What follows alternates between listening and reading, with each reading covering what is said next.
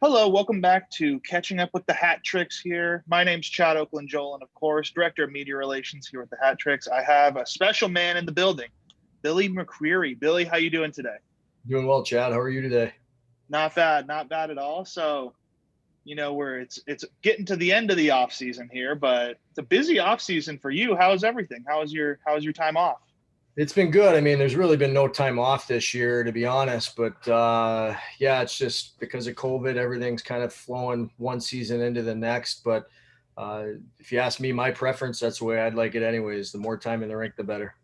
Hockey 24/7, huh? 365. If you There you could do go. it that way, if you could do it. And you got to mention too, you're a father, new father, everything. How's that going? How's that adjustment? It's been absolutely amazing. Isla came a couple months early, so she started running the roost before we were expecting it. But she's great. We're very fortunate. She's healthy, she's strong, and when she needs something, she lets us know. So it's been awesome. That's all you can ask. I have to ask every time I see you, is she skating yet or no? Not yet. Not Day yet. by day, I'm trying to temper my excitement for that. So we'll see. We'll see. So the last time the Federal Prospects League team played here in Danbury, you were the head coach of that team. When that season ended, they were leading the Eastern Division, and you actually transitioned this past offseason, which is kind of weird saying the offseason because it was 2 seasons ago, but you Sure. transitioned from head coach of that team to now you're the general manager of the Federal Prospects team and the head coach of the North American Hockey League team. So, what prompted that change? Why'd you make the switch? Well, we were building our program when we decided the first year we had the NA3 team and we had our pro team. I was the head coach and the general manager of the pro team. And then when the North American League team came into the fold, we wanted to make sure that at the pro level we're continuing to, build our culture, enhance what we started. Like you said, we came out of the gate pretty hot. We were in our inaugural season when COVID shut us down. We were going in as the Eastern Conference champions, I guess you could say. We were first in the East when COVID shut us down. So we were really looking to the playoff push, and the culture that we built in such a short amount of time was one that we wanted to make sure that we continued on. And with me staying on as a general manager and kind of overseeing everything, it allows us to ensure that culture is being provided for our players, and we're continuing to push for what we want to bring to Danbury, which is a championship. And so, you kind of covered it a little bit here, but how are you? Is it hard to step away from that role, or is it okay because you still kind of have your hand in the pot in terms of establishing that culture and getting the guys in here being the GM? Yeah, well, I mean, certainly it helps in hiring Dave McIsaac. Dave is excellent at what he does. He's a fantastic person, a great hockey mind. So we certainly fully entrust, Dave and continuing that culture. And the general manager side is more kind of the behind the scenes, managing rosters throughout the summers, throughout the off season. So it's a little bit of a behind the scenes type of role, if you will. And, with the expansion of the program, somebody needed to be there to make sure that everything was heading in the right direction and we were hitting all those details. And, that was something that I was excited about taking on. You're one of the busiest guys in the building, so I got to ask if you had to put a number on it. How does your time break down between the NAHL and the FP? So where are you spending the majority of your time, or how does that get cut? Well, a lot of it is done, the preparation is really done in the off season, and Yeah. the NA really starts at the end of August. The pro guys Mhm. don't come in until October. So, when you get everything prepared in the off season and, we have good coaches in place, the season really just kind of runs itself. The Yeah. coaches run the team. They're doing the day to day at the FPHL level. Again, I'm just there to kind of manage rosters, deal with trades. A lot of the hard stuff kind of falls on my plate, right? If a player isn't going to work out to Mhm. stick in Danbury, I have to have those conversations with them. If we're trading players, that Yeah. falls on my plate. So a lot of those uncomfortable conversations, I tend to have to be the bad guy for. Yeah. It's always a fun job, right? Always a fun job. Let's switch gears a little bit to the junior team. It's going to be the first year that there's going to be full fans allowed with the NAHL team, barring anything crazy. What do you think that's going to look like? Well, I'm ecstatic. One, it was unfortunate for our guys last year, being the first year in Danbury in the North American League, not to experience our fan base. And we talk about it all the time at the pro level. We have the best fans in the league. They're extremely passionate. They're there every day. We had fans at our main camp, at our pre-draft camp.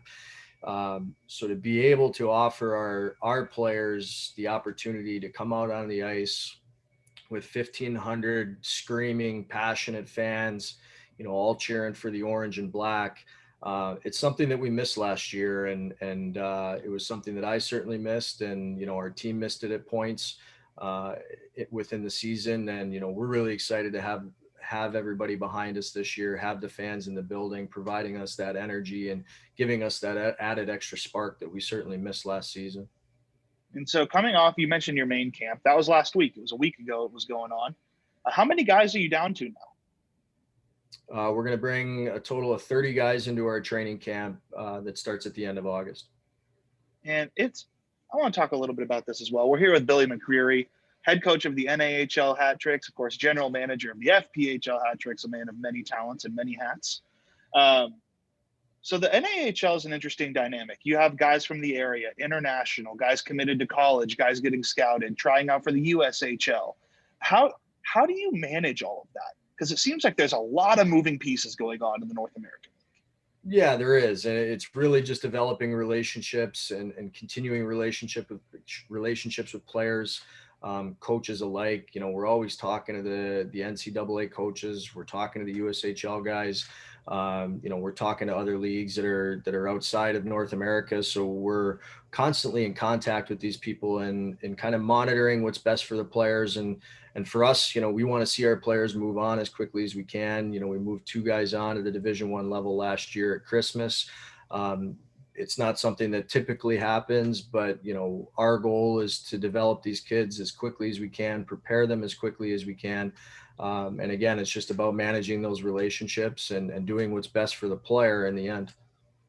And so how do you balance then? Because as a coach, of course, you want to win, right? Winning is the goal. How do you balance that success versus the personal success that you want to see for all the players, and how do those work together? Well, that's the that's the ageless question, right?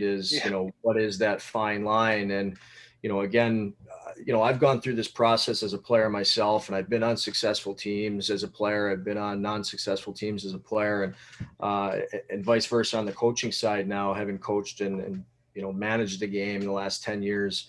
And what I find is if you consistently do what's best for the player, your program, your team, it's going to come back to the team in some way, shape, or form. So, again, we're always trying to do what's best for our players, for our individuals. And if we can consistently do that, if we do move a guy on within the season, now it's just it's an opportunity for what we call the next man up to come in, and take a chance at that opportunity for that individual now. So, sometimes it works, sometimes it doesn't, but again, we're just believers. And if you do what's best for the individual, you do what's best for the player, you're ultimately doing what's best for your team and your organization. And so we're going to see the NAHL team here at the end of the month, the full team, the end of August, I should say. The camp just passed. What did you learn about the players in camp? What did you learn about the team? Yeah, it's really exciting to see the makeup that we're starting to present itself. We're a little bit more blue collar than we were last year. We're a little bit more gritty. I really think we're very strong in net. We're going to be really good. We've got a good D-core. We're going to be great defensively. And that's something that we really wanted to adjust from last year, where I think, we played with a ton of pace, a ton of skill. But at times we needed to play a little bit more of a mature game and a heavier game. And we're certainly going to be able to do that this year with the group that we had at main camp. And, we'll continue the process with those guys. And, there's still some challenges to be, to overcome. But we're excited about the group that we have, and we're really looking forward to, getting going here. Is there anyone that surprised you? Anyone who outdid what you saw them as in your eyes, or anything like that from the camp that you can talk about? Well, I think, for main camp, it's tough to get a gauge on what you're going to see during the North American League years. So yeah, we were very, pleasantly surprised with some of the individuals and, their progress over the last 2-3 months here. But we really want to wait and see what's going to happen that first week. We got the showcase opening up early. We're for the first time in our history, we're going to be playing against teams that are outside of our division. So, Mhm. we're going to get a taste of what the North American League looks like outside of the Northeast. We certainly have a good grasp of what the Northeast looks like, but the challenge for us is going to come those first couple of weeks of the season. So you mentioned that first game for the junior teams actually here at Danbury Ice Arena. That's going to be September 8th and 9th. Then the next weekend, you go to a showcase in Minnesota in Blaine, I believe. And what is that? Is that a coach's dream going on a road trip like that at the beginning of the year? Does that how do you think that's going to affect you guys? I even as a player, I always enjoyed it because you get to get on the road early. You get to get together with the guys, with your teammates. You bond a little bit more on the road just because you're closer.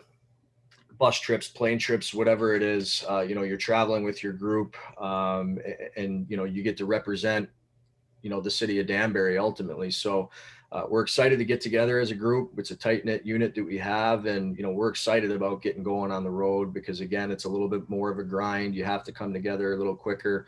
When you're at home, sometimes you get to open up. It's easy. You're comfortable. You're sleeping in your own beds, and then you really got to get to work that next day for your first game. And sometimes that mental hurdle is tough to overcome.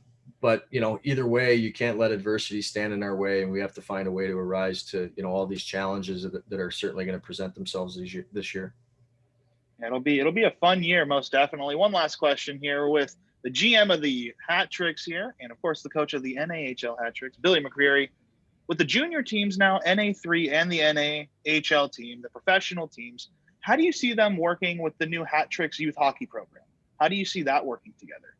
Well, we all, at the end of the day, you just said it, we're all working together and, we're building a family here in Danbury and, you know, it's taken a couple of years for us to get there, but implementing the youth program this year, the girls program this year, you're going to see the pro guys, you're going to see the junior guys on the ice with the youth practices. They're going to be helping out the coaches.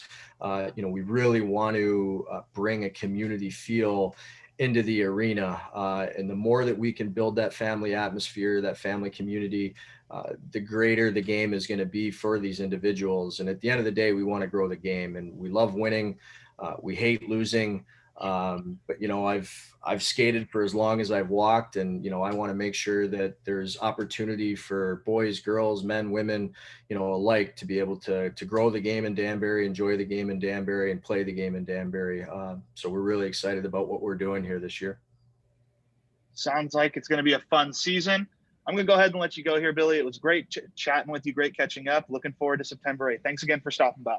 Sounds good. Thank you, Chad.